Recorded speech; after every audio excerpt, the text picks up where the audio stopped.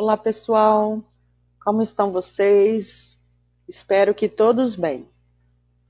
Nós vamos dar início hoje à nossa aula de história, como continuação da aula anterior que falava da formação dos povos. Agora nós vamos falar sobre a formação do povo brasileiro. Esta aula é para os quintos anos da professora Rosana e da professora Cris. A formação do povo brasileiro.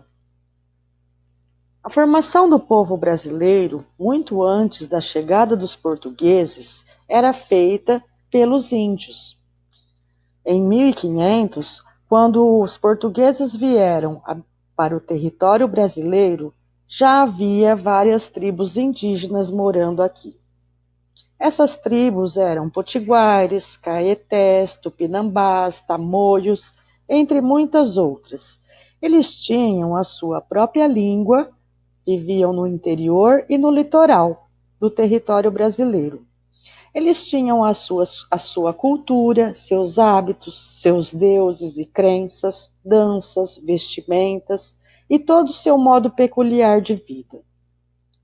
O povo brasileiro, ele é o resultado da miscigenação de vários povos. Os indígenas, os portugueses e os africanos são os principais grupos. No entanto, há vários imigrantes europeus e asiáticos que vieram para o Brasil, especialmente a partir do século XIX, que também formam o povo brasileiro. Os portugueses chegaram ao Brasil como mostra essa imagem e introduziram novos conceitos de sociedade, a economia, a religião, muito diferentes dos costumes dos indígenas. Um dos exemplos é a economia, e ao invés de plantar para subsistência, agora era preciso cultivar produtos em grande escala para que pudessem ser vendidos no mercado europeu. Também trouxeram a sua religião e a impuseram aos indígenas. Através da crença, vieram festas, o idioma, que é o latim e o português, e uma nova filosofia de vida além da religião. O português passou a ser o idioma do novo território, assim como a organização política e economia do país. Os portugueses também tentaram escravizar os índios, fazer com que eles trabalhassem nas lavouras, mas não conseguiram. Então, eles trouxeram os africanos para a formação do Brasil. Antigamente, havia muito mais índios no território brasileiro, mas eles foram morrendo, ficando doentes e outras coisas fez com que essa população indígena diminuísse muito. E no censo de 2010, como mostra o mapa, é essa quantidade de indígenas que permanece no Brasil até hoje.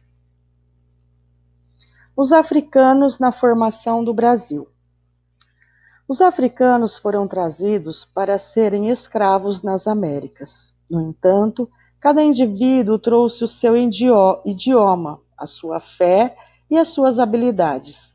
Desta maneira, esse saber foi se disseminando, tanto nas fazendas onde trabalhavam, como nos quilombos, que eram espaços de liberdade. Os imigrantes europeus.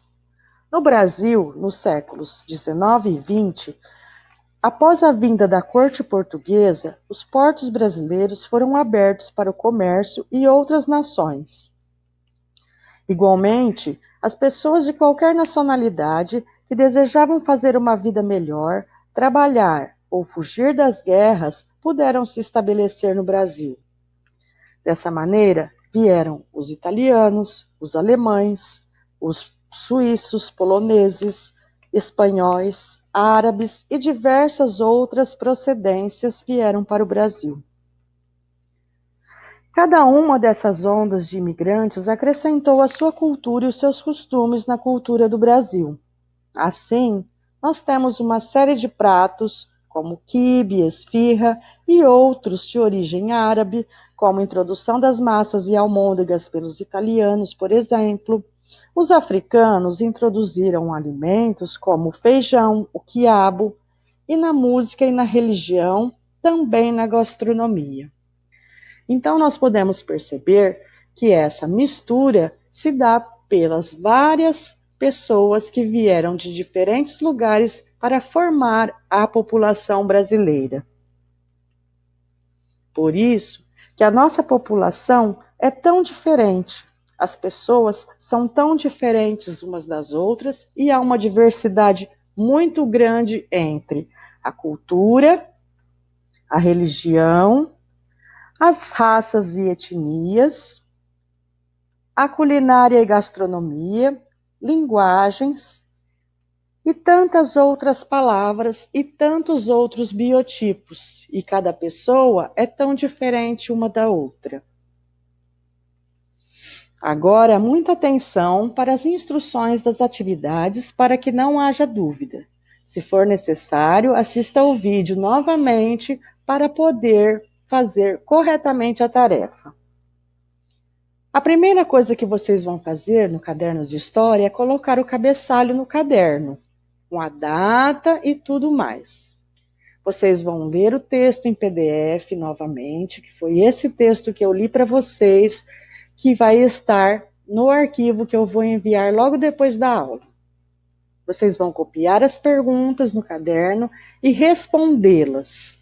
Depois, como sempre, vocês vão fotografar e enviar no número privado da professora. As perguntas são essas, muito simples, de interpretação de texto. Eu espero que a aula tenha sido proveitosa e bons estudos, pessoal. Até a próxima!